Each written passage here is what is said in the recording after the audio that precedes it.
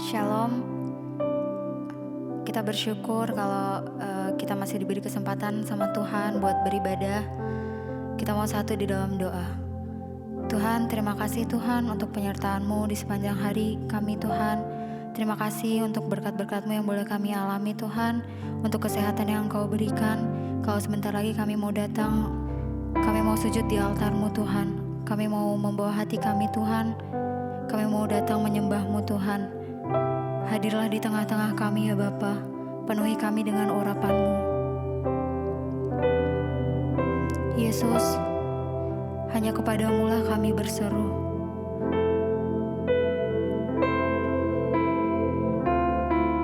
Kami mau bawa hati kami untuk datang kepadamu. Mari jemaat Tuhan, kita mau katakan, Yesus padamu ku berseru. Yesus, padamu ku berseru. Kaulah penyelamatku, terpujilah Kau Tuhanku. Mulutku memuji nama-Mu sepanjang umur hidupku. Terpujilah Kau Tuhanku di atas segalanya. Yesus, padamu ku berseru. Engkaulah penyelamat kami ya Tuhan. Terpujilah Kau Tuhanku. Mulutku ku memuji nama-Mu sepanjang umur hidupku. Terpujilah Kau Tuhanku di atas segalanya.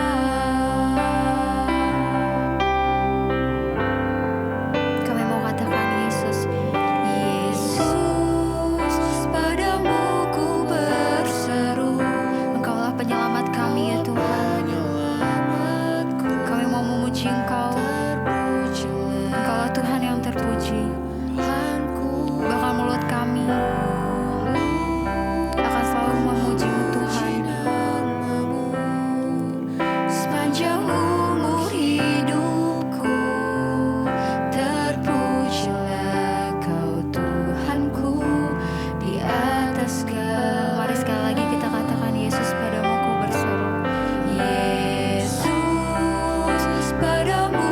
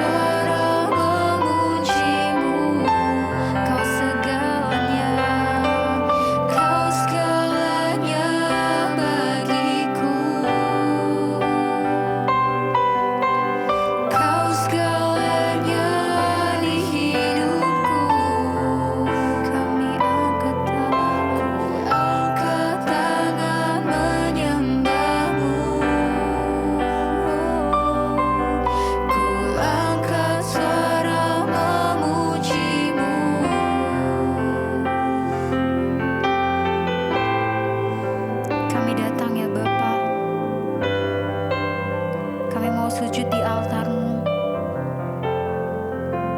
Kami mau bawa hati penyembahan kami hanya kepada-Mu.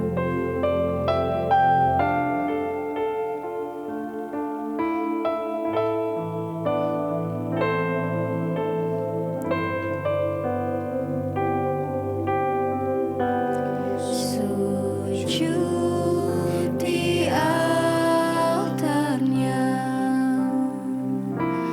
ku bawa hidupku,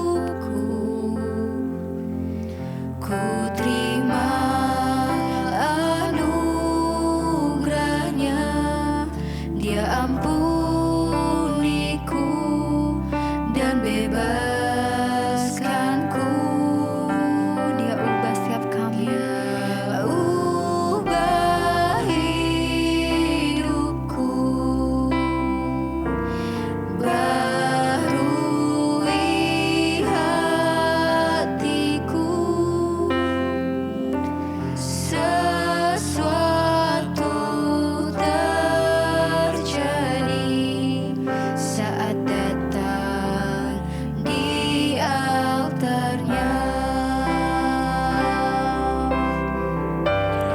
Sujud di altar-Nya, kami bawa hidup kami Tuhan. Ku bawa hidupku, kami mau terima anugerah daripada-Mu ya Tuhan. Engkau ampuni dan bebaskan setiap kami. Dia ampuniku dan bebaskanku. Dia ubah hidupku. Engkau baharui hati kami. Baharui hatiku. Sesuatu terjadi saat datang di altar-Nya. Sujud di altar. Sujud di altar-Nya, kami bawa hidup. Ku bawa hidupku, ku terima anugerah-Nya. Dia ampuniku dan bebaskanku. Dia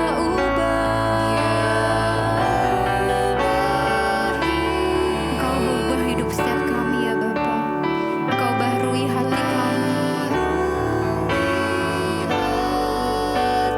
Dan kami percaya saat kami datang, sesuatu terjadi saat datang di altar-Nya.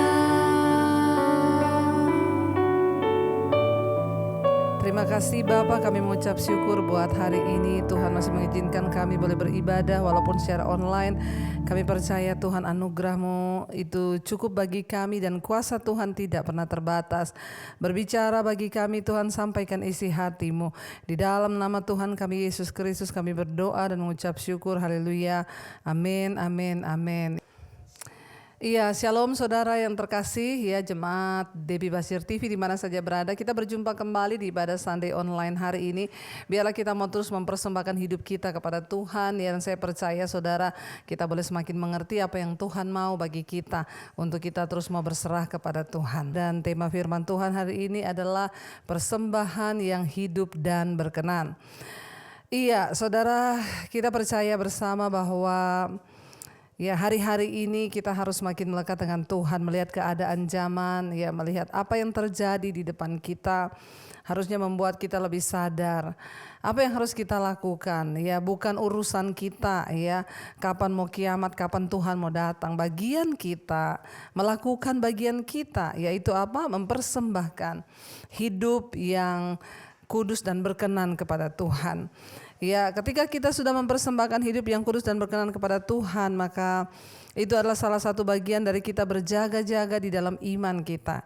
Kita akan baca bersama langsung saja dari Roma pasal yang ke-12 ayat yang pertama, Saudara. Roma 12 ayat yang pertama, firman Tuhan berkata di sana, "Karena itu saudara-saudara, demi kemurahan Allah, aku menasehatkan kamu supaya kamu mempersembahkan tubuhmu sebagai persembahan yang hidup, yang kudus dan yang berkenan kepada Allah, itu ibadahmu yang sejati." Mempersembahkan persembahan yang hidup, ya, yang kudus dan yang berkenan kepada Allah. Kita harus senantiasa mempersembahkan persembahan tubuh, apa yang Tuhan inginkan dari hidup kita. Tuhan tidak menginginkan uang, kekayaan atau apapun yang kita beri bagi Dia. Tuhan sangat tertarik melihat kita mempersembahkan hidup kepada Tuhan. Mempersembahkan tubuh sebagai persembahan yang hidup, yang kudus dan yang berkenan kepada Tuhan. Ya, mempersembahkan hidup kita, Saudara, ya. Dan bagaimana kita bisa hidup berkenan kepada Tuhan, yaitu dengan menyerahkan seluruh hidup kita kepada Tuhan. Tuhan mau kita mempersembahkan sesuatu. Banyak orang berpikir ketika dia sudah beri uang di gereja buat pelayanan itu sudah cukup. Tetapi yang Tuhan inginkan adalah persembahan hidup yang kudus dan berkenan kepada Tuhan. Percuma kita melayani Tuhan, percuma kita ada di gereja, percuma kita memiliki jabatan di dalam gereja kalau hidup kita tidak sungguh-sungguh kita persembahkan kepada Tuhan sebagai persembahan yang hidup, yang kudus dan berkenan kepada Allah.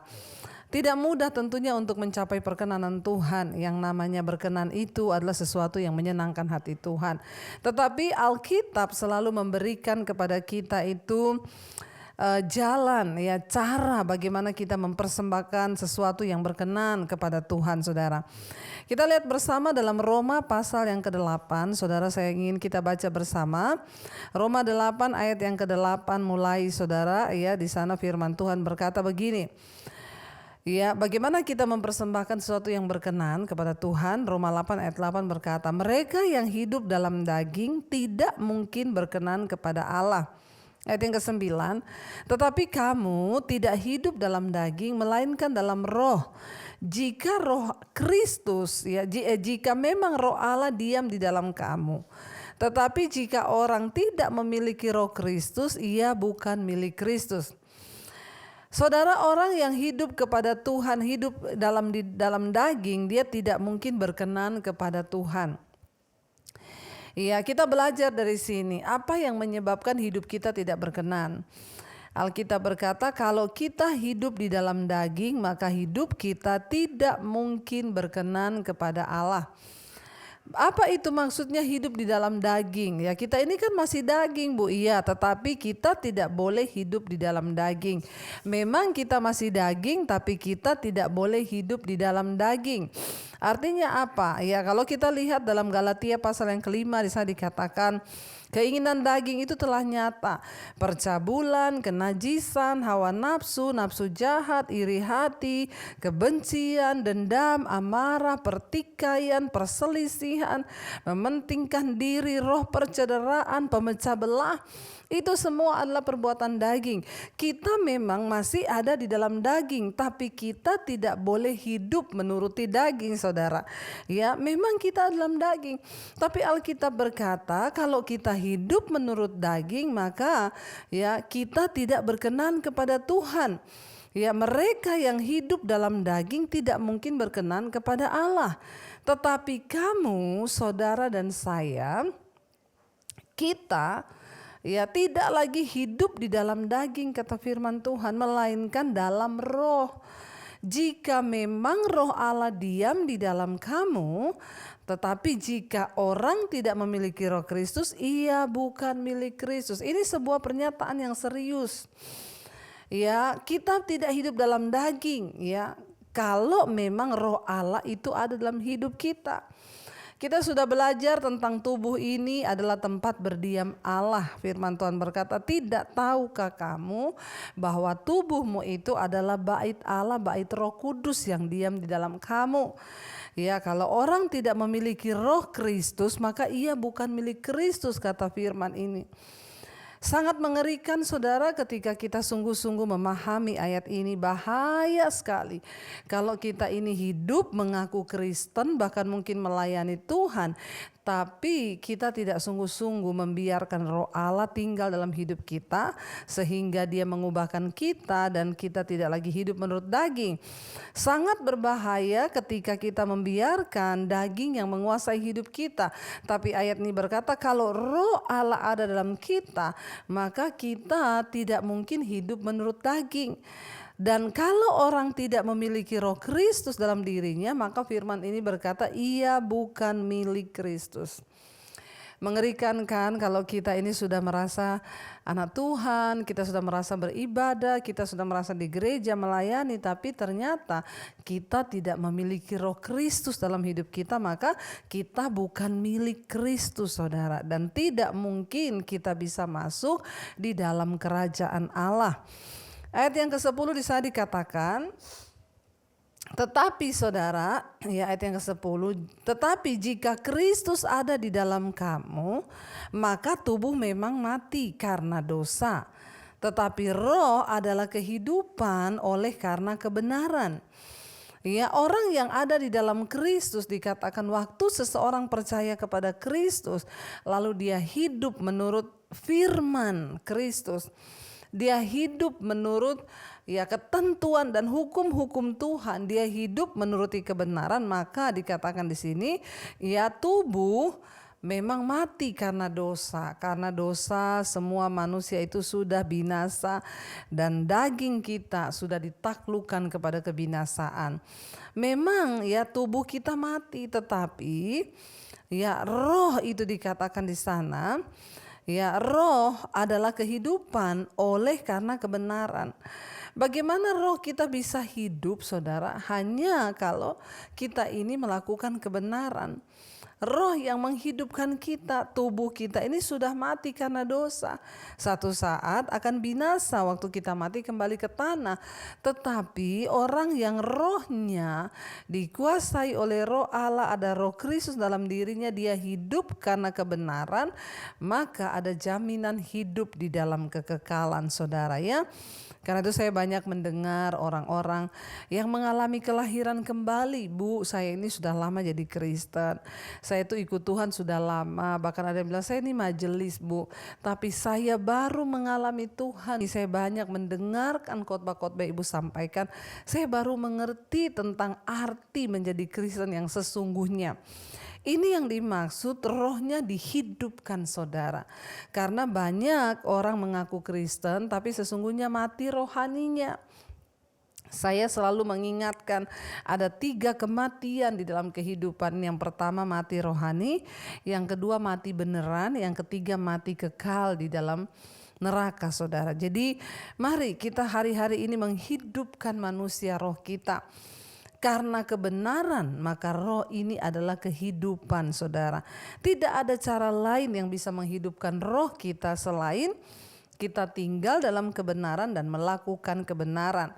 Ayat yang ke-11, dan jika roh dia yaitu roh Kristus, roh Allah yang telah membangkitkan Kristus dari antara orang mati itu diam di dalam kamu, maka ia yang telah membangkitkan Kristus Yesus dari antara orang mati akan menghidupkan juga tubuhmu yang fana itu oleh rohnya yang diam di dalam kamu.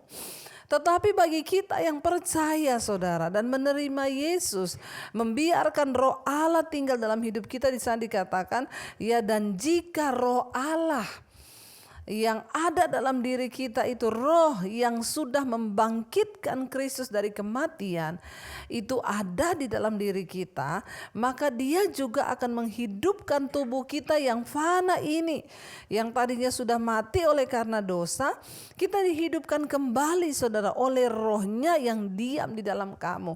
Karena itu orang-orang yang sungguh-sungguh menerima Kristus dan membiarkan roh Allah mendiami tubuhnya sebagai baitnya yang kudus, maka walaupun memang tubuh kita ini udah mati karena dosa, Dia sanggup menghidupkan tubuh kita ini sehingga orang-orang yang memiliki roh Allah dalam kehidupannya, dia dapat mempersembahkan tubuhnya untuk kemuliaan Tuhan. Sehingga tubuh kita ini tidak lagi dipakai untuk melakukan dosa. Alkitab berkata, serahkanlah anggota-anggota tubuhmu kepada kebenaran untuk dipakai sebagai senjata-senjata kebenaran. Orang yang ada di dalam Kristus menyerahkan hidupnya, tubuhnya sebagai persembahan yang hidup, supaya tubuh kita ini dipakai sebagai senjata kebenaran. Dan lewat hidup kita dapat membawa orang datang kepada Kristus. Ya, tetapi orang-orang yang tidak memiliki roh Allah, dia menyerahkan hidup tubuhnya kepada kuasa kegelapan, sehingga tubuhnya, anggota tubuhnya dipakai oleh kuasa kegelapan untuk apa? Ya, menjadi senjata-senjata kelaliman. Ya, lewat hidupnya dia melakukan banyak dosa, dia melakukan banyak kenajisan, percabulan, bahkan dia menyeret orang lain juga untuk ikut di dalamnya. Saudara, kita bisa memilih hari ini. Kita mau mempersembahkan hidup yang kudus dan berkenan, atau kita mau mempersembahkan ya hidup yang tidak layak kepada Tuhan. Saya cuma mau menegaskan, saudara, di dalam dunia ini hanya ada dua roh, roh Allah dan roh iblis. Kalau kita tidak memberikan tubuh sebagai persembahan yang hidup, sebagai roh Tuhan berdiam, maka iblislah yang akan mendiami tubuh kita, saudara. Ya, jangan sampai setan berdiam dalam hidup kita, sehingga hidup kita ini, hati kita, pikiran kita dikuasai oleh kepahitan, amarah, kebencian, pertikaian, kenajisan, percabulan. Dan kita membiarkan iblis yang mengambil alih hidup kita. Saya mengucap syukur mendengarkan banyak orang yang dilawat Tuhan, saudara. Karena mereka mendengarkan firman. Mereka membiarkan Roh Kudus, Roh Allah itu masuk menguasai hidup mereka. Sehingga mereka mulai diubahkan. Satu persatu mulai diubahkan. Ya, dulu ada seorang ibu yang bersaksi kepada saya. Tadinya, saudara, di dalam rumah tangganya terjadi pertikaian. Ya, terjadi perkelahian setiap hari. Kenapa? Karena dua-duanya tidak menyerahkan tubuhnya kepada Tuhan untuk dipakai sebagai senjata kebenaran. Mereka Kristen, mereka ke gereja, tapi hidup mereka, tubuh mereka itu diserahkan kepada setan, sehingga banyak amarah, kebencian yang tinggal. Apa yang terjadi? Terjadi pertengkaran setiap hari. Sampai akhirnya pernikahan mereka berada di ujung tanduk, hampir bercerai. Tapi ibu ini berkata, satu saat saya mendengarkan khotbah-khotbah ibu, saya mulai mengerti tentang kebenaran. Saya mulai mempersembahkan tubuh saya kepada Tuhan. Saya mulai menyerahkan anggota-anggota tubuh saya untuk dipakai sebagai senjata kebenaran, Bu. Saya mempersembahkan mulut saya kepada Tuhan. Tadinya mulut saya ini penuh sumpah serapah, ya, maki-maki suami dan lain sebagainya, sehingga rumah tangga terjadi kekacauan.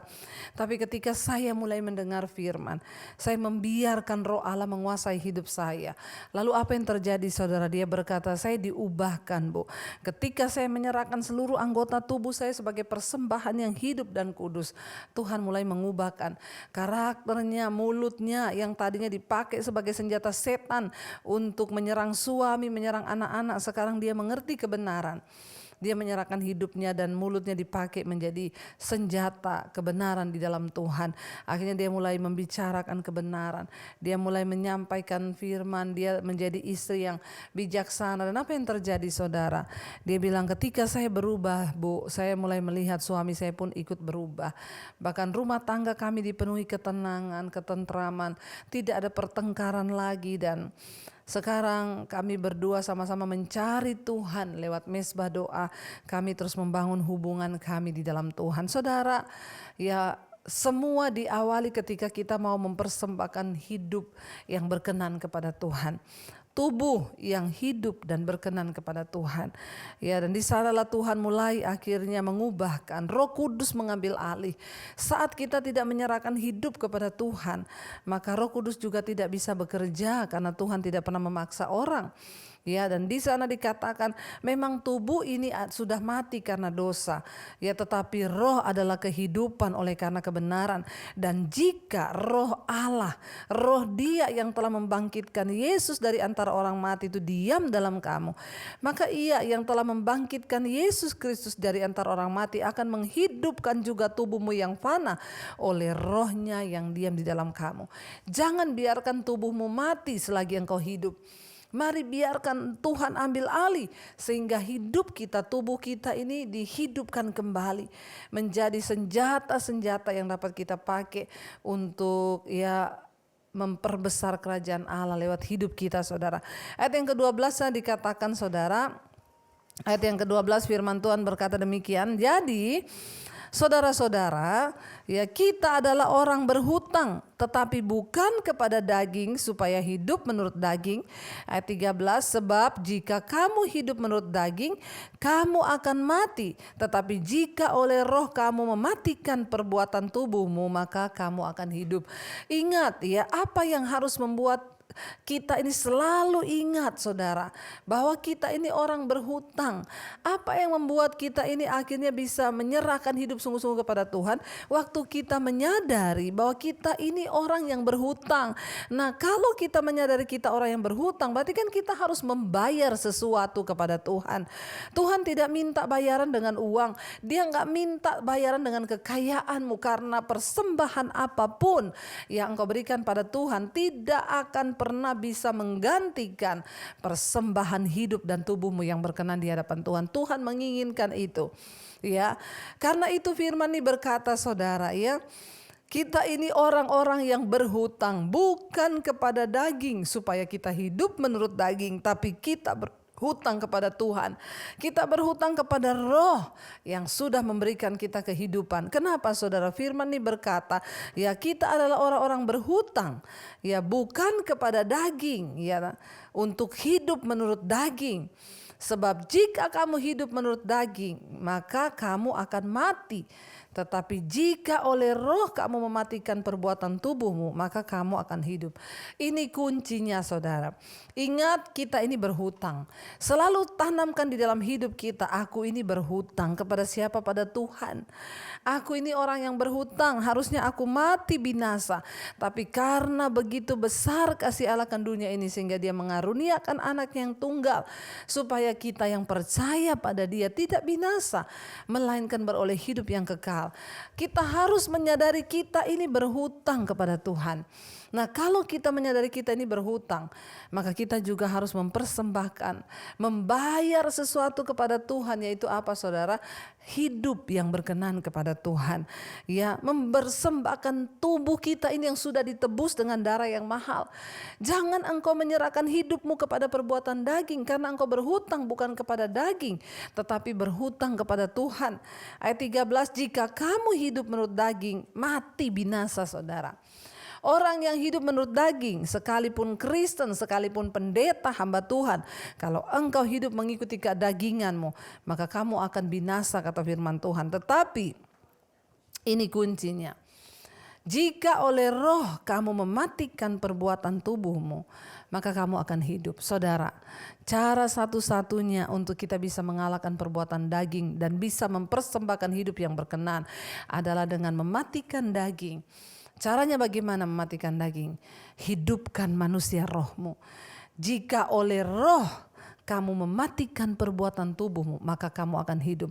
Hanya roh Allah yang dapat membuat kita mampu mengalahkan kedagingan kita. Karena itu teruslah cari Tuhan. Karena itu persembahkan hidupmu kepada Tuhan. Karena itu dekatkan dirimu dengan Tuhan. Karena barang siapa yang hidup menurut daging, dia akan mati. Tapi jika engkau hidup menurut roh, oleh roh engkau mematikan perbuatan dagingmu, maka kamu akan hidup, kata firman Tuhan. Jangan biarkan manusia roh kita mati. Jangan biarkan kerohanian kita mati. Karena kalau sampai roh kita mati, maka mati rohani, mati beneran, mati dalam kekekalan. Tetapi jika manusia roh kita hidup, ya roh kita bangun, roh kita bangkit, maka kita akan mati satu saat nanti beneran. Tetapi kita akan hidup dalam kehidupan yang kekal. Saudara, saya mau mengajak kita semua hari ini, saudara. Mari kita mulai mempraktikkan firman Tuhan. Sebagai suami, jadilah imam yang benar dalam rumah tanggamu. Sebagai istri, jadilah penolong. Sebagai anak-anak, hiduplah takut akan Tuhan.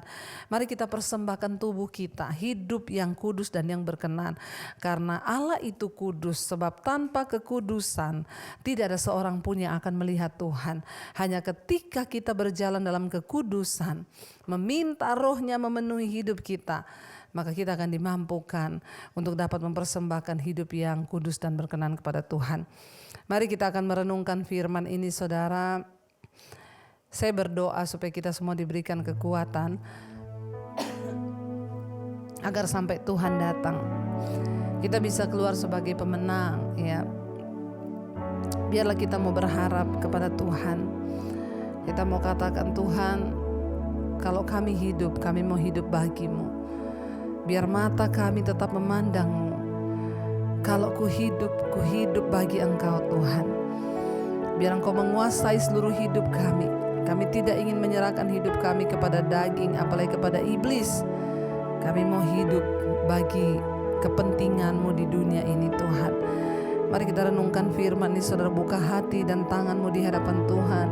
Sambil katakan pujian ini menjadi doa dan komitmen kita di hadapan Tuhan. Terima kasih Yesus, terima kasih Tuhan.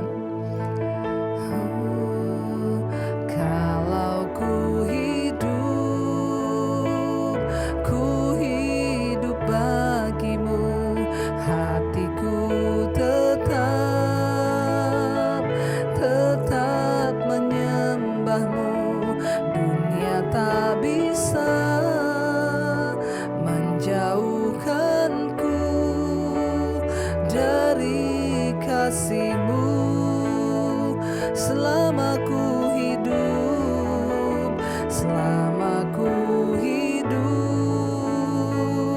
ku hidup bagimu. Mataku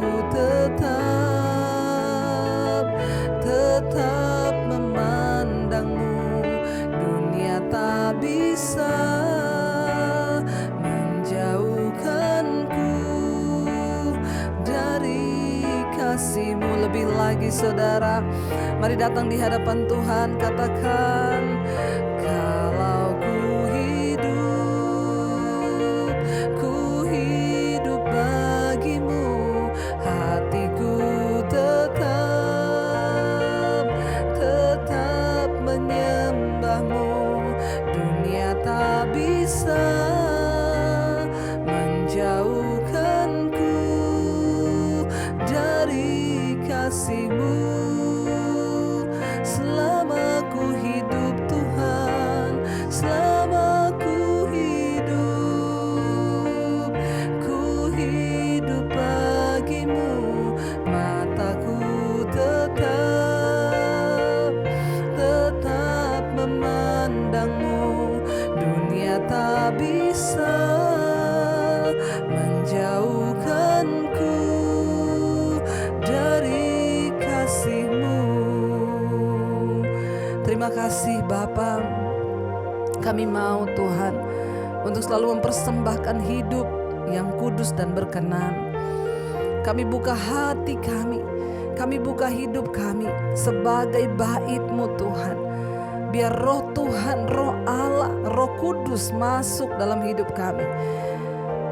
Karena kami tahu tubuh kami adalah bait Allah, bait Roh Kudus, yang akan menguduskan kami seluruhnya, supaya hidup kami boleh menjadi persembahan yang hidup, yang kudus dan berkenan kepada Allah.